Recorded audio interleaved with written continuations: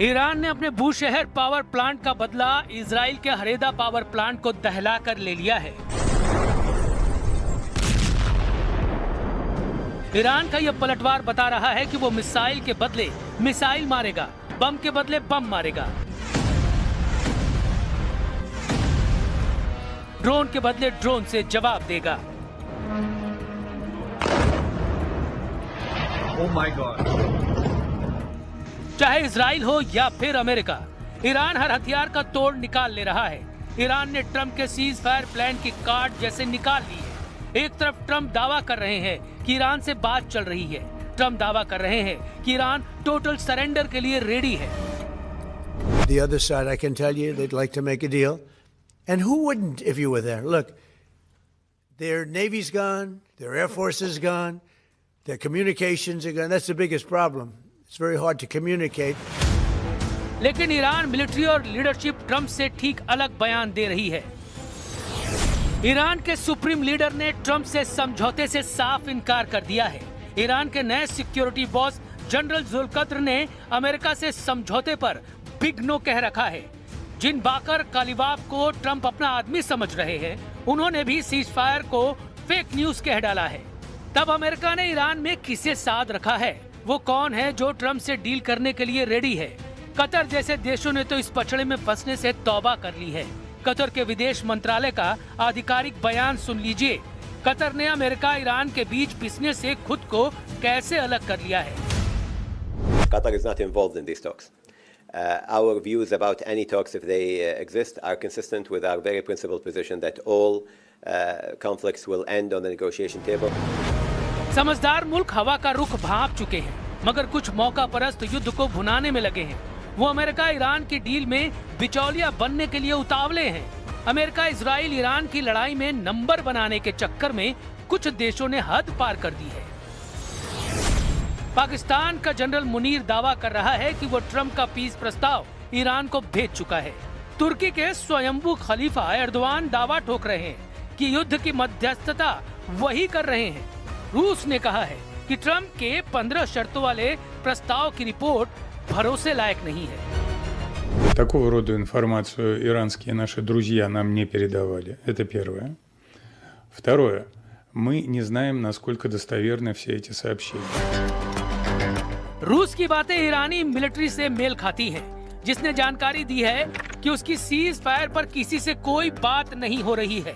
Israel ने भी युद्ध को रोकने का कोई सिग्नल नहीं दिया है। नेतन्याहू अपने सलाहकारों के साथ नए सिरे से सिक्योरिटी मीटिंग कर रहे हैं। उन्होंने सिक्योरिटी कैबिनेट को भी बुलाया है। इजराइल ने अब तक ईरान में अपने सभी टारगेट हिट नहीं किए हैं। नेतन्याहू का प्लान ट्रंप से बिल्कुल अलग है। ट्रंप दावा कर रहे हैं कि उन्होंने ईरान में लीडरशिप का सफाया कर तख्ता पलट कर दिया है। ईरान में नए ग्रुप के साथ उनकी अच्छी बातचीत चल रही है। We have really regime change. You know, this is a change in the regime because the leaders are all very different than the ones that we started off with that created all those problems. So this was, I think we can say, Jason, this is regime change. जब Trump युद्ध का खात्मा चाहते हैं तो Iran उन्हें झटका देने लगा है। ईरान ने सुपर पावर के करियर को मिसाइल से दहलाने का दावा किया है।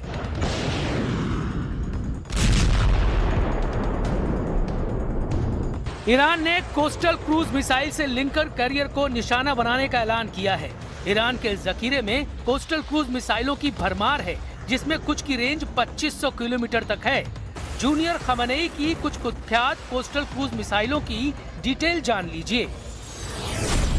ईरान रेवोल्यूशनरी गार्ड के navy Abu Mahdi coastal cruise missile से लैस है, जिसकी रेंज 2500 किलोमीटर तक है। ईरान नेवी के पास होवेजे क्रूज मिसाइल है, जो सतह से सतह पर सभी मौसम में हमला करती है। ईरान की सौमार लंबी दूरी की क्रूज मिसाइल है, जो जमीनी टारगेट को निशाना बनाती है। इसके साथ राद, नस्र 1 और कौसर ईरान की बदनाम कोस्टल क्रूज मिसाइलें हैं। समंदर से जमीन पर चलिए, ये इराक में ट्रंप का विक्ट्री कैंप है। ईरान समर्थक लड़ाकों ने सुपर पावर के विक्ट्री कैंप को धुआं कर रखा है। ड्रोन कैमरे से ली गई तस्वीरों में ट्रंप के मिलिट्री कैंप पर बम धमाके साफ देखे जा सकते हैं। बगदाद एयरपोर्ट के करीब यह हमला हुआ है, जहां अमेरिका का ग्रीन जोन है। मतलब इराक में ईरान समर्थक लड़ाकों ने सुपर पावर को घेर कर मारना शुरू कर दिया है। ईरान ने अमेरिका की तरह इजराइल पर भयानक हमले तेज कर दिए हैं। इस्लामिक रेवोल्यूशनरी गार्ड कॉर्प्स ने बताया कि सिर्फ 24 मार्च की रात को ही 220 मिसाइलें एक साथ इजराइल पर दागी गई। मतलब ये कि ईरान ने हर घंटे औसतन इजराइल पर 10 मिसाइलों की बौछार की है।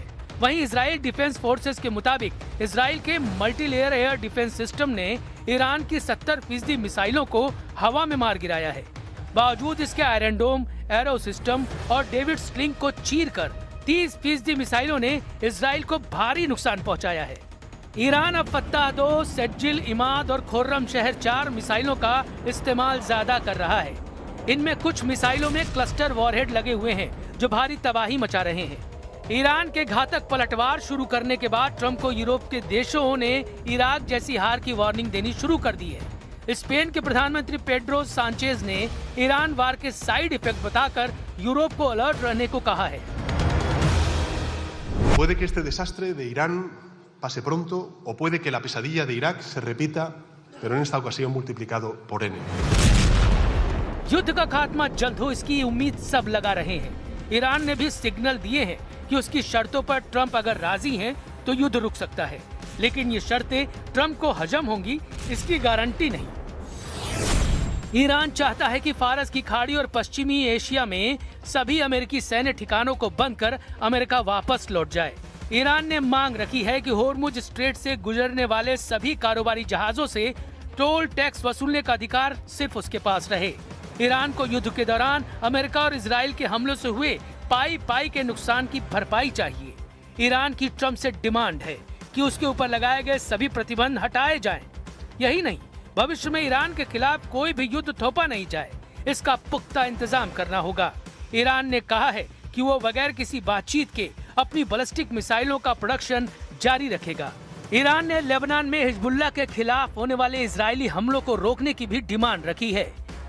सुपर पावर के लिए शर्तों वाली ये हड्डियां हजम करना करीब करीब नामुमकिन है।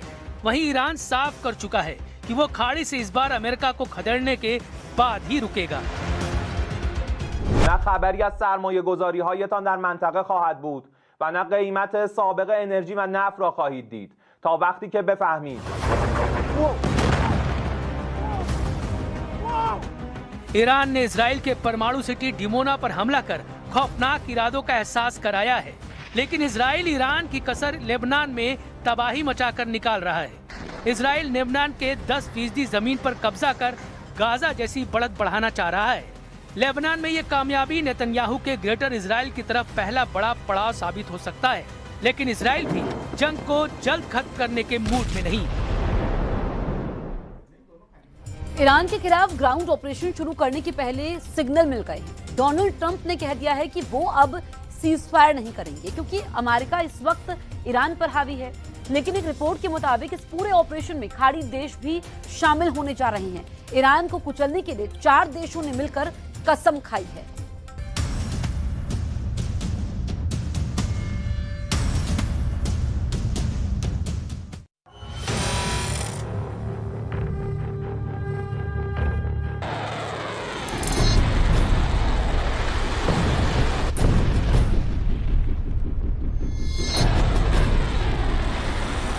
अमेरिका की फौज तैयार है। दुनिया की सबसे खतरनाक फोर्स को डोनाल्ड ट्रंप के फैसले का इंतजार है। ईरान पर चढ़ाई करने के लिए 5000 कमांडो किसी भी वक्त हमला कर देंगे।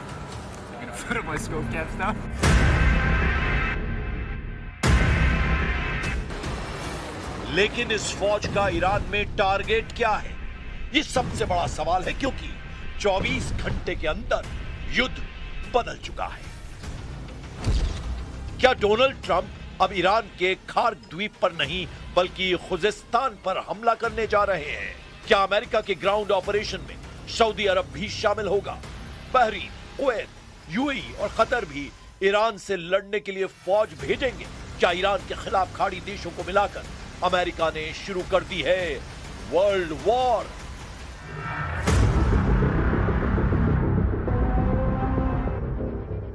अमेरिका का ग्राउंड ऑपरेशन बहुत बड़ा टारगेट सेट कर चुका है और इसमें खार्क के साथ खुजेस्तान वाले समीकरण ईरान के लिए बहुत खतरनाक साबित हो सकते हैं। खाड़ी देशों में अमेरिकी सैनिकों की मूवमेंट शुरू हो चुकी है। अमेरिका के 5000 कमांडो जब खाड़ी देशों की फौज के साथ ईरान में घुसेंगे तो क्या होगा, यह जानने से पहले खार्क और खुजेस्तान के बारे में बहुत जरूरी बातें समझ लीजिए।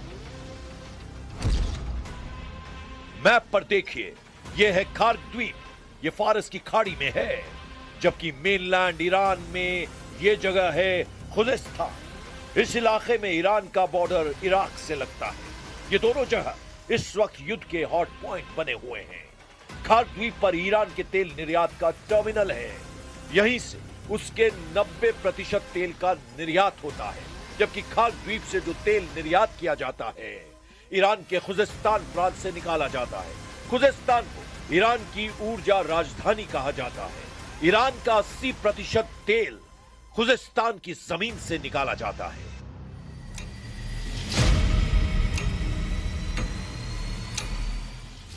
सवाल है कि क्या अमेरिका और उसके साथी खाड़ी देश फौज लेकर ईरान पर चढ़ाई करने जा रहे हैं, तो कहां पर हमला करेंगे? उनका हमला खार्क पर होगा या फिर खुजेस्तान पर होगा?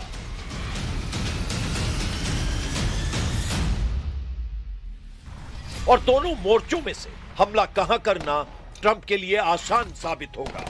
अमेरिका की फोर्स खुजेस्तान पर पहले हमला कर सकती है, क्योंकि यह ऐसा इलाका है जहां अमेरिकी सेना को फौज की रसद, सप्लाई और बाकी कम्युनिकेशंस बनाने में कम मुश्किल उठानी पड़ेगी। यह एक समतल इलाका है जहां किसी फौज के लिए ऑपरेशन करना आसान है। लेकिन उससे पहले सवाल कि क्या खाड़ी देश अब अमेरिका के साथ मिलकर ईरान पर चढ़ाई करने जा रहे हैं? अमेरिका और खाड़ी देशों की कोशिश है कि वो इस युद्ध में ईरान के खिलाफ 12,000 सैनिक शुरुआती दौर में उतारें। इनमें सैनिकों से मदद करने के साथ साथ ग्राउंड ऑपरेशन की पूरी फंडिंग ट्रंप ने सऊदी अरब, यूएई, कुवैत, बहरीन और कतर से कराने का फैसला किया है। Well, look, we can have dialogue, but I don't want to do a ceasefire. You know, you don't do a ceasefire when you're literally obliterating the other side. America के साथ खाड़ी देशों का आना पहले मुश्किल नजर आ रहा था, लेकिन अब अमेरिका का मीडिया बता रहा है कि सऊदी अरब ईरान में युद्ध तेज करना चाहता है और इसके लिए क्राउन प्रिंस मोहम्मद बिन सलमान लगातार डोनाल्ड ट्रंप पर दबाव डाल रहे हैं। न्यूयॉर्क टाइम्स की रिपोर्ट है कि सऊदी अरब ने ट्रंप पर दबाव बनाया हुआ है कि युद्ध जारी रखा जाए। क्राउन प्रिंस मोहम्मद बिन सलमान कई बार डोनाल्ड ट्रंप से बात कर चुके हैं। उन्होंने ईरान में सत्ता परिवर्तन तक युद्ध तेज करने के लिए कहा है। सऊदी अरब का साफ मानना है कि ईरान खाड़ी देशों के लिए खतरा है और इस वक्त ईरान को ज्यादा से ज्यादा कमजोर करने की जरूरत है। इसीलिए अमेरिका को अब पीछे नहीं हटना चाहिए। इसीलिए कयास है कि ट्रंप सऊदी अरब और बाकी खाड़ी देशों के कंधे पर रखकर बंदूक चलाना चाहते हैं। वो ईरान के खिलाफ ग्राउंड ऑपरेशन में खाड़ी देशों का इस्तेमाल करेंगे। पहले से ही अमेरिकी सेना सऊदी अरब और बाकी खाड़ी देशों के मिलिट्री बेस का इस्तेमाल कर रही है। ईरान की फौज 6.5 लाख है। इसके अलावा पैरा मिलिट्री फोर्स 2.5 लाख के बराबर है, जबकि ईरान में एक्टिव बसीज फोर्स 20 लाख तक हो सकती है। ईरान ने बता दिया है कि वो नहीं बल्कि उसके दुश्मन इस जंग में झुकेंगे। यानी ईरान का इरादा साफ है कि वो आखिरी दम तक लड़ेगा, चाहे दुश्मन अमेरिका और इजराइल हो या सभी खाड़ी देश जो पहले से अमेरिका की मदद करते आ रहे हैं। वैसे ईरान के खिलाफ खाड़ी देश शामिल हुए तो क्या होगा, क्योंकि इराक पहले ही एक्टिव हो चुका है। इराक में ईरान समर्थित कयातब हिजबुल्लाह ने अमेरिकी अड्डों पर हमले तेज कर दिए हैं। ये एफपीवी ड्रोन अटैक देखिए, कैसे एक क्वाडकॉप्टर एक अमेरिकी अड्डे पर अमेरिकी फौजियों को तलाश रहा है। बाद में जब उसे कुछ नहीं मिलता तो वो अमेरिका के एक ब्लैक हॉक हेलीकॉप्टर से जाकर टकरा जाता है। There is still the risk of escalation if Iran-linked proxy groups mobilize and by that I mean Hezbollah in Lebanon, Iran-linked militia inside Iraq, and importantly, the Yemen-based Houthi movement that has threatened to attack shipping lanes in the Red Sea and has done so in the past. So we know they have some naval capability that could create disruption. इस युद्ध में तुर्की पर भी सबकी नजर है और Erdogan ने अरब देशों से कहा है कि वो इस युद्ध में शामिल न हों। सऊदी अरब, यूएई और कतर का दौरा करने के बाद तुर्की के विदेश मंत्री को इस बात का एहसास हुआ कि ये सभी देश ईरान के खिलाफ युद्ध में उतरने के लिए तैयार हैं। अमेरिका और इजराइल की शुरू की गई इस जंग में अब सऊदी अरब, यूएई और कतर ईरान के खिलाफ नजर आ रहे हैं, जबकि तुर्की का रुख बता रहा है कि एर्दोआन अब मुस्तफा खामनेई के समर्थन में आ गए हैं।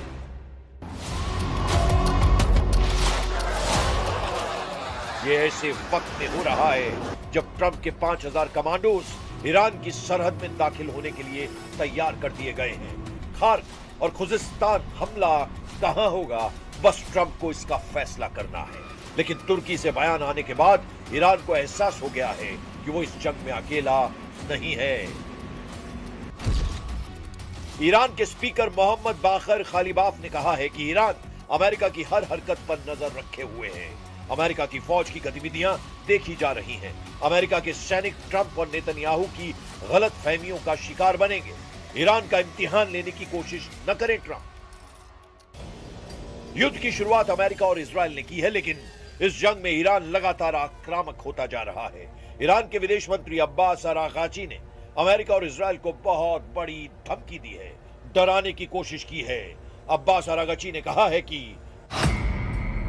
नेतन्याहू नहीं चाहते कि दुनिया को पता चले कि ईरान कैसे इजराइल पर पलटवार करके उसे सजा दे रहा है। अरागाची का दावा है कि उनकी रिपोर्ट बताती है कि इजराइल में ईरान की मिसाइलों से बड़ी तबाही मची है। इजराइल की लीडरशिप पैनिक कर चुकी है। इजराइल का एयर डिफेंस फेल हो चुका है। सबसे अहम बात, अरागाची ने कहा है कि अभी तो ईरान ने सिर्फ शुरुआत की है। Well, actually, this is a war imposed on us, and what we are doing is only defending ourselves. We are facing an act of aggression which is absolutely illegal, and what we are doing is the act of self-defense which is legal and legitimate. Iran ने America को अपने missile वाले तेवर फिर दिखाए। ये Iran का cruise missile attack है जो अमेरिका के कैरियर यूएसएस अब्राहम लिंकन की तरफ लॉन्च किया गया है। अमेरिका का ये कैरियर ग्रुप अभी ईरान से सुरक्षित दूरी पर है, लेकिन ईरान ने बता दिया है कि वो अमेरिकी नौसेना को करीब भी पटकने नहीं देगा। ऐसे में अमेरिका का ग्राउंड ऑपरेशन कितना कामयाब होगा, इस पर सवाल उठने लगे। एक तरफ अमेरिका और इजराइल ईरान पर हमला करते हैं और फिर ईरान पलटवार करता है, फिर यही सिलसिला तेज हो जाता है। देखा जाए तो ईरान इस वक्त इस युद्ध को कंट्रोल कर रहा है।